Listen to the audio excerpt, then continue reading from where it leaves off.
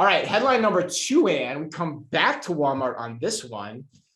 Walmart has rolled out a new store format, Ann. Yes, I know you're excited to hear about this. Very excited. Very, right? Very. You're waiting with bated breath. According to Chain Store Age, Walmart this past week unveiled a new experience at what it's calling Incubator Store in Springdale, Arkansas. Do you think that the people at Springdale, Arkansas are like, oh yeah, now we're an incubator store? Oh, 100% they are. Oh yeah. The store manager at that is taking so much credit for that. One, because his or her job probably sucks, like big time, because the head HQ team is probably in there like every single day bugging them about something. But he's taking credit for that because he needs the mileage. And they probably put somebody in there that, kind of likes to play up to that aspect of things. But Ann, highlights of the design include a cornucopia of what I would call buzzwords, including phrases like activated corners, which pull customers in and help them touch, feel, and become a part of the space, allowing them to discover all that is available. Or things like elevated brand shops, or my personal favorite, Ann, digital touch points that use QR codes and digital screens to convey to customers the vast range of products and services that Walmart offers online. Now, Ann, I'm guessing you can probably tell by how I just read all of that information what I think of this, but where are you on it? Yeah. If I'm a mom in Springdale, Arkansas, and I'm shopping, I do not care about activated corners. I'm sorry. I think that this is all fine and good, but the other thing, this is being so closely compared to Walmart trying to go after Target. But I think that the most important thing for Walmart to be focusing on here is the convenience aspect.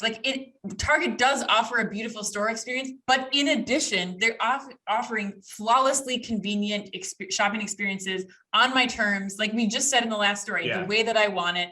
I'm all for polishing up a store and making it look better, but you have over twice as many Walmart stores as you do Target stores. So the idea that this is going to actually roll out to other stores that aren't in Springdale, Arkansas, and look this way, it's just not going to pay off the investment, I don't think, for the customers. So I'm much longer on the first story that we covered about RFID implementation, better 100%. Inventory accuracy, and using things like that to really enhance the customer experience. I don't think a few tweaks to the design is going to be what I would be focusing on right now if I was Walmart.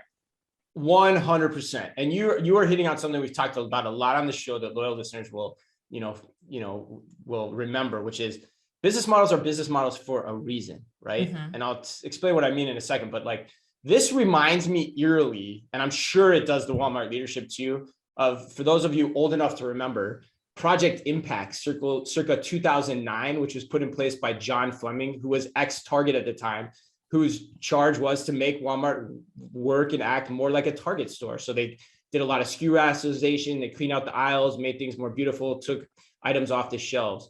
And the reason that's a problem is because that's not how Walmart's model is built. Walmart's model is built on a low price promise of moving through a lot of units in a hell of a lot of stores, for almost 5,000 plus, as often as they can. Right. And so when you start clearing away, what I forgot what they even called it, and you made from activated corners, right? To take products away, that potentially is going to impact the business model the same way they saw 10, 15 years ago. And to your point, Ann, did you see those pictures in the article? If you guys listening haven't seen these pictures, you got to look at them of the home furnishings activated corners. There is no goddamn way those will look like that at scale. No, there's just no chance. And I bet you, I would almost bet my bottom dollar that they don't even look like that in Springdale right now. Okay. Yeah. Well, yeah. I've done this. I've tried to do this. It's very hard. Go ahead. Right. And I was just going to say even the way that they're merchandising those, it's still full of merchandise, like the Gap Home thing that they have in there. It's still piles and piles of sheets in that space. So it's you got to find the happy medium. You got to figure out, ultimately, how can you make that experience so convenient? How can you move through the units? And this is not, like you're saying, Chris. Yeah. This is not the way to do it. But with that said, Ann, I'm not going to poo-poo this because I haven't seen it. I'm not going to be one of those. I'm not going to be one of the pundits that's there's a lot of people praising it who haven't seen it. And I'm not going to be one that's like, this is absolutely a bad idea, or we shouldn't read that much into it.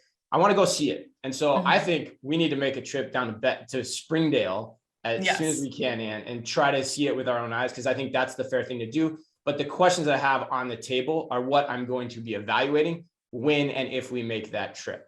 Agreed. I am with you. We will make the trip down to Arkansas. Also, probably should make the trip to a few other Walmart stores once they roll this out in more than one store too. Yeah, So, right. That's also a great indication. Right. Good point.